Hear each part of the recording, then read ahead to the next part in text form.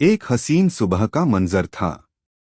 हरी भरी जमीन पर बसे एक छोटे से गांव में लोग अपनी मेहनत और साफ दिल से जीवन गुजार रहे थे। सूरज की नरम रोशनी मिट्टी के घरों पर चमक रही थी और सब लोग खेतों और फलों के बाग में अपना काम कर रहे थे। इस गांव में एक मासूम सी लड़की रहती थी जो सिर्फ 17 साल की थी। उसकी लंबी काली चोटियां थीं, मासूम भूरी आंखें और एक साधारण गुलाबी ड्रेस उसकी रूहानी खूबसूरती को और बढ़ाती थी। वह अपने माँ बाप और छोटे भाई के साथ खुशी खुशी रहती थी। उसका भाई 10 साल का था, हमेशा मुस्कान लिए खेलता रहता, कभी पेड़ पर चढ़ जाता, कभी फल तोड़ने में मदद करता। माँ बाप की प्यारी सी मुस्कान उन दोनों की मासूमियत को और रोशन कर देती। हर सुबह सब मिलकर बड़े से बाग से फल तोड़ते, टोकरियों में भरकर रखते और फिर धूप चढ़ने तक ये फल राजा के महल में ले जाकर बेचते। महल का मंजर और भी सुहाना था।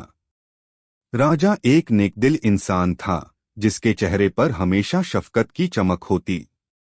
जब भी गांव वाले फल लाते, राजा मुस्कुराकर उनका स्वागत करता। लड़की और उसका परिवार इजाजत से झुककर टोकरियां राजा को देते। महल के आंगन में हंसी खुशी का माहौल होता, लोग बातें करते, फल बेचते और अपना गुजारा चलाते। लेकिन वक्त हमेशा एक सा नहीं रहता। दिन गुजर गए और महीनों तक एक भी बूंद बारिश न हुई। हरी भरी जमीन सूनी पड़ गई, खेतों की फसल मुरझाकर जमीन पर बिखर गई। बच्चे भूखे सो गए और बुजुर्ग रोटी के लिए आंसू बहाने लगे। गांव में उदासी का साया छा गया। लड़की के चेहरे पर आंसू चमक रहे थे, लेकिन उसकी आंखों में एक अजीब सी रोशनी थी, हिम्मत की रोशनी। उसने फैसला किया कि वह बस छुपकर रो नहीं सकती, उसे कुछ करना होगा। उस रात जब चांदनी जंगल के रास्तों को रोशन कर रही थी, लड़की ने अपना छोटा सा थैला उठाया और जंगल की तरफ चल पड़ी। हर तरफ खामोशी थी, बस झिलमिल करते जुगनू उसके रास्ते को रोशन कर रहे थे। जंगल की गहराई में उसने एक चमकती हुई गुफा देखी जो जैसे जादू की तरह रोशन थी। दिल में डर भी था, लेकिन हौसला उसे आगे बढ़ा रहा था। उसने गुफा में कदम रखा और जैसे ही वह अंदर गई, उसकी आंखें हैरत से खुल गईं। अंदर एक नया ही संसार था, सोने जैसे चमकते खेत, बहते हुए चमचमाते दरिया और हर तरफ खिलती हुई फसलें। यहीं उसकी मुलाकात हुई चुटनी से, एक छोटी सी बोलती हुई चींटी, जिसकी छोटी छोटी चमकती आंखें थीं और जो हमेशा मुस्कुराती रहती थी। चुटनी ने उससे कहा, तुम्हारी हिम्मत तुम्हें यहाँ लाई है, लेकिन अपने गांव को बचाने के लिए तुम्हें कुछ इम्तिहान देने होंगे। पहला इम्तिहान था सिर्फ 1 घंटे में 2 बड़े अनाज के बोरे भरना। लड़की ने कोशिश की, लेकिन दानों का बोझ उसके छोटे हाथों के लिए बहुत ज्यादा था।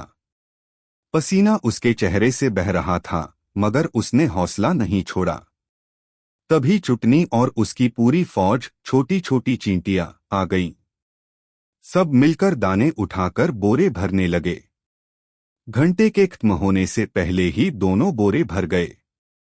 लड़की की आंखों में सुकून था और उसके दिल में एक नई उम्मीद जाग उठी।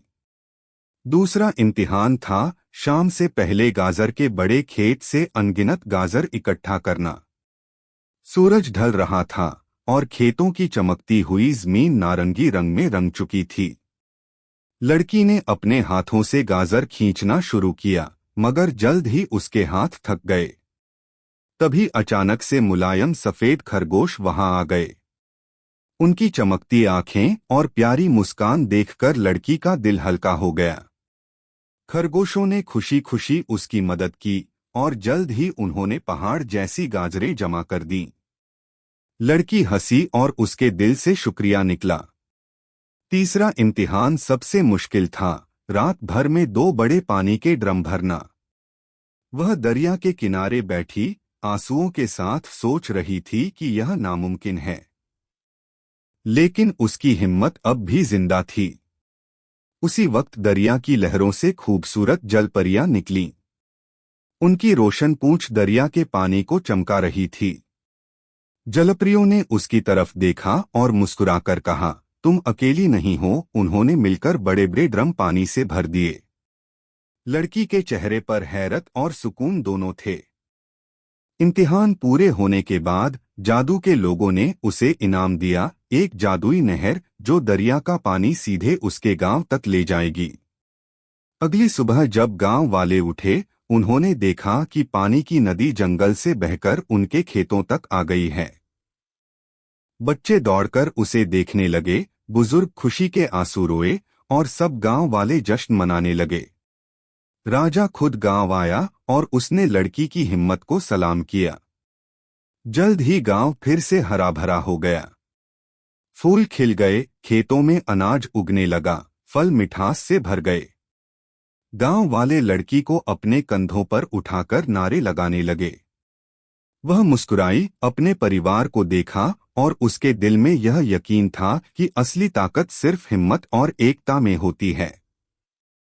और इसी के साथ कहानी खत्म होती है, लेकिन एक सबक छोड़कर जाती है। असली हिम्मत यह है कि दूसरों की मदद की जाए, चाहे रास्ता कितना भी मुश्किल क्यों न हो।